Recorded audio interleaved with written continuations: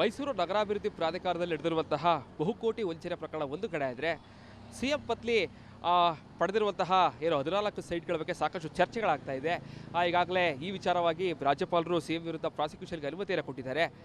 ಈ ಸಂದರ್ಭದಲ್ಲಿ ಸಿದ್ದರಾಮಯ್ಯವರು ಒಂದು ವಾದ ಮಾಡ್ತಾ ಇರುವಂಥದ್ದು, ನಾನು ಹೇಳ್ತೀನಿ ಯಾವುದೇ ರೀತಿಯಾದಂತಹ ಮೂಡಾಗೆ ಪತ್ರವನ್ನು ಬರೆದಿಲ್ಲ ಅಂತೇಳಿ. ಆದರೆ ಈಗ ಸಿಗ್ತಾ ಇರುವಂತಹ ಮಾಹಿತಿಗಳ ಪ್ರಕಾರವಾಗಿ ಒಂದು ಪತ್ರ ಈಗ ಸಾಕಷ್ಟು ರಿಪಬ್ಲಿಕನ್ಗೂ ಕೂಡ ಲಭ್ಯ ಆಗಿದೆ. ಈ ಒಂದು ಪತ್ರದಲ್ಲಿ ಏನು ಜಮೀನನ್ನು ವಶಪಡಿಸ್ಕೊ, ಸೊ ಹೀಗಾಗಿ ಬದಲಿ ಜಾಗವನ್ನು ಕೊಡಬೇಕು ಅಂತೇಳಿ ಒಂದು ವೈಟ್ನರನ್ನು ಹಾಕಿದ್ದಾರೆ. ಸೊ ಹೀಗಾಗಿ ಈ ವೈಟ್ನರ್ ಯಾವಾಗ ಆಯಿತು, ಜೊತೆಗೆ ಈ ಪ್ರಕರಣದ ಬಗ್ಗೆ ಮಾತಾಡೋದ್ರ ಜೊತೆಗೆ RTI ಕಾರ್ಯಕರ್ತರಾದಂತಹ ಸ್ನೇಹ ಕೃಷ್ಣ ಅವರನ್ನ ಮಾತಾಡಿಸ್ತಾ ಹೋಗ್ತೀನಿ. ಸರ್, ಭಾಳ ಪ್ರಮುಖವಾಗಿ ಈಗ ಪಿಟಿಷನ್ ಕೊಟ್ಟಿದ್ದಾರೆ ಸರ್ ಅವರು, CM ಅವ್ರ ಪಿಟಿಷನ್ ಕೂಡ ಅಲ್ಲಿ ಏನಿದೆ ಸರ್ ಅಂತ? ಸರ್, ನಾವು ಮೊದಲಿಂದಲೂ ಹೇಳ್ತೀವಿ, ಸಿದ್ದರಾಮಯ್ಯವರು ಅಪರಾಧ ಕೃತ್ಯ ಮಾಡೋರು ನಿಜ, ನಾವೇನು ಆರೋಪ ಮಾಡಿದ್ದೀವಿ ಅದಕ್ಕೆ ಸಂಬಂಧಪಟ್ಟ ಸಾಕಷ್ಟು ದಾಖಲಾತಿಗಳು ನಾವಿದೆ ಅಂತೇಳಿ. ಆದರೆ ಅವರು ಮತ್ತು ಅವರ ಕಾಂಗ್ರೆಸ್ ಕಾರ್ಯಕರ್ತರು CM ವಿರುದ್ಧ ಯಾವುದೇ ದಾಖಲಾತಿಗಳಿಲ್ಲ, ಅವ್ರ ಮೇಲೆ ಸುಳ್ಳು ಆರೋಪ ಮಾಡ್ತಾರೆ.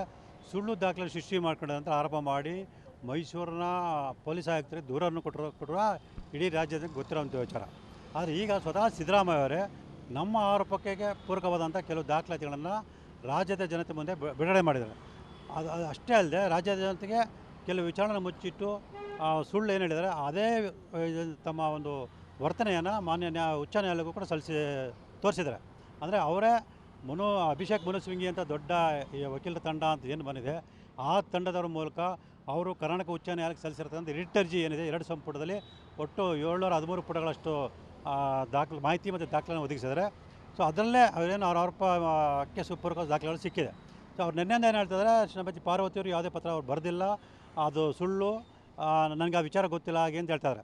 ನೋಡಿ, ಅವ್ರು ಸಲ್ಲಿಸಿರ್ತಕ್ಕಂಥ ಈ ಒಂದು ರಿಟ್ ಪಿಟಿಷನಲ್ಲಿ ಅವರೇ ಒಂದು ದಾಖಲೆ ಹಾಕಿದ್ದಾರೆ 531 ಅಂತೇಳಿ 531 ಅಂತೇಳಿ ಆಗಿದ್ದಾರೆ. ಅನೆಕ್ಸರ್ 15 ಅಂತೇಳಿ ಗುರುತು ಮಾಡಿದ್ದಾರೆ. ಸೊ ಇದರಲ್ಲಿ ಇದೇ ಪತ್ರ ಶ್ರೀಮತಿ ಪಾರ್ವತಿಯವರು ಮಾನ್ಯ ಮೂಡಾಗೆ ಸಲ್ಲಿಸಿರ್ತಕ್ಕಂಥ ದಾಖಲೆ. ಈ ದಾಖಲೆಯಲ್ಲಿ ಮೊದಲನೇ ಪುಟ ಹಾಕಿದ್ದಾರೆ, ಆದರೆ 2ನೇ ಪುಟ ಹಾಕಿಲ್ಲ. ನೋಡಿ, 531 ಆದಮೇಲೆ 532 ಮೂಡಾಗೆ ಸಂಬಂಧಪಟ್ಟ ದಾಖಲಾತಿ ಇದೆ ಹೊರತು 2ನೇ ಪುಟ ಇಲ್ಲ. ಸೊ ನನ್ನ ಹತ್ರ ಇರೋ ದಾಖಲಾತಿ ಪ್ರಕಾರ ನೋಡಿ, 2ನೇ ಪುಟ ಇದು ಮೊದಲನೇ ಪುಟ ಅವರೇ ಸಲ್ಲಿಸಿರೋದು ದಾಖಲಾತಿ. ಸೊ ಇದು 2ನೇ ಪುಟ. ಈ 2ನೇ ಪುಟನ ರಿಟ್ ಅರ್ಜಿ ಜೊತೆ ಮಾನ್ಯ ನ್ಯಾಯಾಲಯಕ್ಕೆ ಸಲ್ಲಿಸಬೇಕಿದ್ದು ಸಲ್ಲಿಸಿಲ್ಲ. ಯಾಕೆ ಅಂತ ಹೇಳಿದ್ರೆ ಈ 2ನೇ ಪುಟ ನೋಡಿ, ಇಲ್ಲಿ ವೈಟ್ನರ್ ಹಾಕಿರೋದು ಸ್ಪಷ್ಟವಾಗಿ ಕಾಣುತ್ತೆ. ಸೊ ಈ ಸತ್ಯಾಂಶನ ಮುಚ್ಚಿಡೋದಕ್ಕೋಸ್ಕರ ಮಾನ್ಯ ನ್ಯಾಯಾಲಯಕ್ಕೆ ಈ 2ನೇ ಪುಟ ದಾಖಲೆಯನ್ನು ಸಲ್ಲಿಸಿದೆ. ಸೊ ನ್ಯಾಯಾಲಯವನ್ನು ಕೂಡ ವಂಚನೆಗೆ ಪ್ರಯತ್ನ ಪಡ್ತಾ ಇದ್ದಾರೆ. ಆದರೆ ಇದೇ 2ನೇ ಪುಟ ನೀವು ಹೇಗೆ ಹೇಳ್ತೀರಾ ಅಂತ ಸರ್ ಅಂತ? ನಮ್ಮ ದಾಖಲಾತಿ ಇದೆಯಲ್ಲ ಸರ್, ಇದು 1ನೇ ಪುಟ 2ನೇ ಪುಟ ಅಂತ ಇದೆಯಲ್ಲ. ಸೊ ಇದ್ರ ಬಗ್ಗೆ ಸ್ವತಃ ಬೈರತಿ ಸುರೇಶ್ ಏನು ಸಚಿವರಿದ್ದಾರೆ ಅವರೇ ಸ್ಪಷ್ಟೀಕರಣ ಕೊಟ್ಟಿದ್ದಾರೆ. ಹೌದು, ವೈಟ್ನರ್ ಹಾಕಿದ್ದಾರೆ, ಏನು ತಪ್ಪೀಗ ಅಲ್ಲೇನೋ ತಪ್ಪಾಗಿರ್ಬೇಕು, ಹಾಗಾಗಿ ಅದು ವೈಟ್ನರ್ ಹಾಕಿರ್ಬೋದು ಅಂತ ಹೇಳ್ತಾರೆ. ಆದರೆ ವೈಟ್ನರ್ ಹಾಕೋ ಉದ್ದೇಶ ಏನು? ಆ ವೈಟ್ನರ್ ಹಾಕಿರೋ ಜಾಗದಲ್ಲಿ ಏನು ಬರೀಬೇಕಾಗುತ್ತೆ ಅದು ಬರೀಬೇಕು ಅನ್ನೋ ಕಾರಣಕ್ಕೆ ವೈಟ್ನರ್ ಹಾಕ್ತಾರೆ. ಆದರೆ ಇಲ್ಲಿ ಖಾಲಿ ಜಾಗ ಬಿಟ್ಟು ಇಷ್ಟು ಉದ್ದ ಮುಂದೆ ಹೋಗಿ ಬರೀತಾರೆ.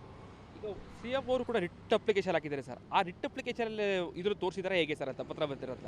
ಅದೇ ಮೊದಲನೇ ಪುಟ ತೋರಿಸಿದರೆ. ಮತ್ತು ಇನ್ನೊಂದರಲ್ಲಿ ನಿಮ್ಮ ಗಮನಕ್ಕೆ ತರ್ತೀನಿ, ಮಾನ್ಯ ರಾಜ್ಯಪಾಲರಿಗೆ ಸ್ವತಃ ಸಿದ್ದರಾಮಯ್ಯವರು 3/8/2024 ಒಂದು ಪತ್ರವನ್ನು ಬರೆದಿದ್ದಾರೆ. ಉತ್ತರ ಶೋಕಾಸ್ ನೋಟಿಸನ್ನು ಕೊಟ್ಟಿದ್ದಾರೆ, ಅದಕ್ಕೆ ಉತ್ತರವನ್ನು ಕೊಟ್ಟಿದ್ದಾರೆ. ಆ ಉತ್ತರದ 30ನೇ ಖಂಡಿಕೆಯಲ್ಲಿ ಕೂಡ ನೋಡಿ, 30ನೇ ಖಂಡಿಕೆಯಲ್ಲಿ ಕೂಡ 23/6/2024 ಶ್ರೀಮತಿ ಪಾರ್ವತಿಯವರು ಮೂಡಾಗೆ ಪತ್ರ ಬರೆದ ಅಂತ ಸ್ಪಷ್ಟವಾಗಿ ಹೇಳ್ತಾರೆ. 23/6/2014 ಪತ್ರ ಬರೆದಿರೋದು ಯಾವುದು? ಇದೇ ಪತ್ರ. 2ನೇ ಪುಟ ಯಾಕೆ ಅವರು ಮಾನ್ಯ ಉಚ್ಚ ನ್ಯಾಯಾಲಯ ಕೊಟ್ಟಿಲ್ಲ? ಅವರು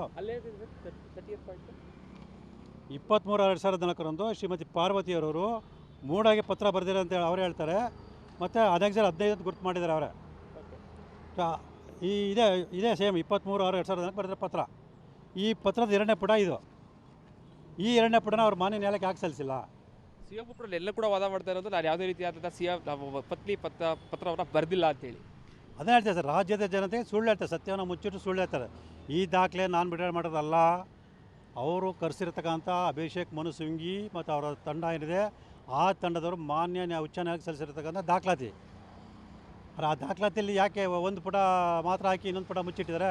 ಸೊ ಇದೆಲ್ಲ ಸ್ಪಷ್ಟ ಗೊತ್ತಾಗುತ್ತೆ. CM ಸಿದ್ದರಾಮಯ್ಯವರು ಮತ್ತು ಅವ್ರ ಕುಟುಂಬದವರು ಅಪರಾಧ ಕೃತ್ಯ, ಸ್ವಜನ ಪಕ್ಷಪಾತ, ಭ್ರಷ್ಟಾಚಾರ ಮಾಡಿದ್ದಾರೆ ಅಂತ ನಾವೇನು ಆರೋಪ ಮಾಡ್ತಿದ್ವಿ ಆ ಕೃತ್ಯ ಮಾಡಿದ್ದಾರೆ, ಸತ್ಯವನ್ನು ಮುಚ್ಚಿಡ್ತಾ ಇದ್ದಾರೆ ಅಂತ ಇದು ಸ್ಪಷ್ಟ ಗೊತ್ತಾಗುತ್ತೆ. ಇದೆಲ್ಲ ದಾಖಲಾತಿಗಳು ಸರ್ ನೀವು ಹಾಕಿರುವಂತಹ ಕೇಸ್ಗೆ ಎಷ್ಟು ಸಹಕಾರಿಯಾಗುತ್ತೆ ಅಂತ? ತುಂಬ ಸಹಕಾರಿಯಾಗುತ್ತೆ ಸರ್. ಈಗ ನಾವು ಕೊಡೋ ದಾಖಲಾತಿಗಳನ್ನ ಅನುಮಾನದಿಂದ ನೋಡುವಂಥ ಸಾಧ್ಯತೆ ಕೆಲವು ಸಂದರ್ಭ ಇರ್ತದೆ.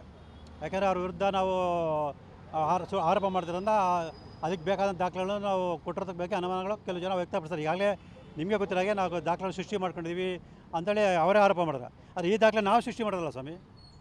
ಸಿದ್ದರಾಮಯ್ಯರ ಸ್ವತಃ ರಾಜ್ಯಪಾಲರು ಕೊಟ್ಟಿರೋಂಥ ಮಾಹಿತಿ ಮತ್ತು ದಾಖಲಾತಿ ಮತ್ತು ಅವರ ವಕೀಲರ ತಂಡ ಮಾನ್ಯ ಉಚ್ಚ ನ್ಯಾಯಾಲಯ ನೀಡಿರ್ತಕ್ಕಂಥ ಮಾಹಿತಿ ಮತ್ತು ದಾಖಲಾತಿ. ಸೊ ಇದನ್ನು ಸುಳ್ಳು ಅಂತ ಯಾರು ಹೇಳ್ತಾರೆ? ಯಾರು ಏನು ನಮ್ಮ ವಿರುದ್ಧ ದೂರು ಕೊಟ್ಟರು ಕಾಂಗ್ರೆಸ್ ಮುಖಂಡರುಗಳು, ಇವಾಗ ದೂರು ಕೊಡಲಿ ಸಿದ್ದರಾಮಯ್ಯ ವಿರುದ್ಧ. ಸಿದ್ದರಾಮಯ್ಯವರು ಇಡೀ 7 ಕೋಟಿ ಕನ್ನಡಿಗರ ಪ್ರತಿನಿಧಿತ್ವ ಆಗಿ ಅವ್ರು ಮುಖ್ಯಮಂತ್ರಿ ಕೆಲಸ ಮಾಡ್ತಾರೆ. ಈಗ ಅವರು ಅಂಥ ಉನ್ನತ ಸ್ಥಾನ ಇಟ್ಕೊಂಡು ಈ ದಾಖಲೆಯನ್ನು ಮುಚ್ಚಿಟ್ಟಿದಾರಲ್ಲ, ಇದ್ರ ಬಗ್ಗೆ ಯಾಕೆ ದೂರು ಕೊಡಲ್ಲ? ಅವರು ಕೊಡಲಿ. ಆದರೆ ಇದೆಲ್ಲವರು ನೋಡ್ತಾ ಇದ್ರು ಕೂಡ 29ನೇ ತಾರೀಕು ಬಹಳ ಮಹತ್ವದ ದಿನ. ಅವತ್ತು ಕೂಡ ನಿಮ್ಮ ಪರವಾಗಿ ಅಂದರೆ ಸಿದ್ದರಾಮಯ್ಯ ವಿರುದ್ಧ ಕೇಸ್ FIR ದಾಖಲಾಗುತ್ತೆ ಅನ್ನೋ ಸಾಧ್ಯತೆ ಇದೆ ಸರ್, ಹೇಗೆ ಅಂತ? Sir ಖಂಡಿತವಲ್ಲ sir. ಸಿದ್ದರಾಮಯ್ಯರು ಏನು ರಿಟ್ ಅರ್ಜಿ ಹಾಕಿದರೆ ಅದು ಒಂದು ರೀತಿ ನಮ್ಗೆ ಅನುಕೂಲನೇ ಆಗಿದೆ.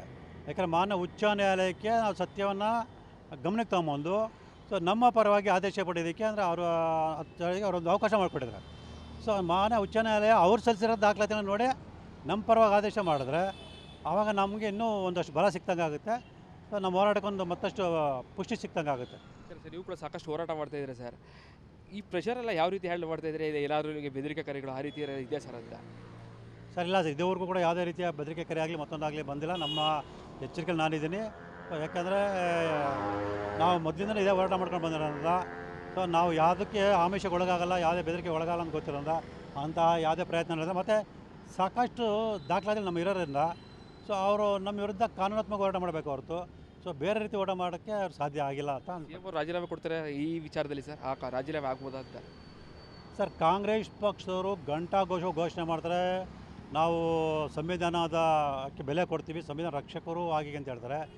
ಈ ಸಂವಿಧಾನ ವಿರುದ್ಧವಾಗಿ ನಡ್ಕೊಂಡಿರೋಂಥ ಸಿದ್ದರಾಮಯ್ಯವರು ಅಂದರೆ ಸಂವಿಧಾನ ಬದ್ಧತೆ ಉಳ್ಳಂಥ ಸ್ಥಾನದಲ್ಲಿರ್ತಕ್ಕಂಥ ಸಿದ್ದರಾಮಯ್ಯವರು 7 ಕೋಟಿ ಜನರಾಗೆ ಒಂದು ಅವಮಾನ ಆಗೋ ರೀತಿಯಲ್ಲಿ ಆ ಸ್ಥಾನದಲ್ಲಿ ಇಟ್ಕೊಂಡು ಇದರ ಸತ್ಯವನ್ನು ಮುಚ್ಚಿಡುವಂಥದ್ದು, ಅರ್ಧಬರ್ಧ ಸತ್ಯವನ್ನು ಹೇಳೋಂಥದ್ದು, ಮಾನ್ಯ ನ್ಯಾಯಾಲಯಕ್ಕೂ ಕೂಡ ಸುಳ್ಳು ದಾಖಲೆಗಳನ್ನು ಅಂದರೆ ಅರ್ಧ ಸತ್ಯವನ್ನು ಹೇಳೋಂಥದ್ದು, ಇದೆಲ್ಲ ರಾಜ್ಯ ಜನಕ್ಕೆ ಮಾಡ್ತಕ್ಕಂಥ ಅವಮಾನ. ಅಂದರೆ ಸಂವಿಧಾನಕ್ಕೆ ವಿರುದ್ಧವಾಗಿ ನಡ್ಕೊಳ್ಳೋಂಥ ನಡೆ. ಸೊ ಇದ್ರ ಬಗ್ಗೆ ಅವರೇ ಸ್ವತಃ ಕಾಂಗ್ರೆಸ್ ಮುಖಂಡರುಗಳೇ ಹೋರಾಟ ಮಾಡಿ ಅವರ ರಾಜೀನಾಮೆ ಪಡೆಯೋ ಮೂಲಕ ಆ ಸ್ಥಾನದ ಪಾವಿತ್ರ್ಯತೆಯನ್ನು ಕಾಪಾಡಬೇಕು ಅಂದರೆ ನಾನು ಈ ಮೂಲಕ ಮನವಿ ಮಾಡ್ಕೊಳ್ತೇನೆ. ಇದಿಷ್ಟು RTI ಕಾರ್ಯಕರ್ತರಾದಂತಹ ಸ್ನೇಹ ವೈ ಕೃಷ್ಣ ಅವರ ಮಾತುಗಳು. ಭಾಳ ಪ್ರಮುಖವಾಗಿ ಈಗಾಗಲೇ ಏನು ಶೋಕಾಸ್ ನೋಟಿಸ್ಗೆ ಉತ್ತರ ಕೊಟ್ಟಿರುವಂತಹ ಸಿದ್ದರಾಮಯ್ಯವರು ಕೂಡ ಆ ಒಂದು ನೋಟಿಸ್ನಲ್ಲಿ ಅವರ ಹೆಂಡತಿ ಪತ್ರ ಬರೆದಿರೋಲ್ಲ ಭಾಳ ಸ್ಪಷ್ಟವಾಗಿ ಉಲ್ಲೇಖ ಮಾಡಿದ್ದಾರೆ. ಸೊ ಇದೆಲ್ಲವನ್ನು ನೋಡ್ತಾ ಇದ್ದರೆ CM ಸಿದ್ದರಾಮಯ್ಯವರಿಗೆ ಕಂಟಕ ಈ ಒಂದು ಪ್ರಕರಣದಲ್ಲಿ ಕಟ್ಟಿಟ್ಟ ಬುತ್ತಿ ಅಂತಲೇ ಹೇಳ್ಬೋದಾಗಿದೆ. ಕ್ಯಾಮ್ರಾ ಪರ್ಸನ್ ಸಚಿವ ಜೊತೆಗೆ ವಿನೋದ್ ಪಡವಾರ, ರಿಪಬ್ಲಿಕ್ ಕನ್ನಡ, ಮೈಸೂರು.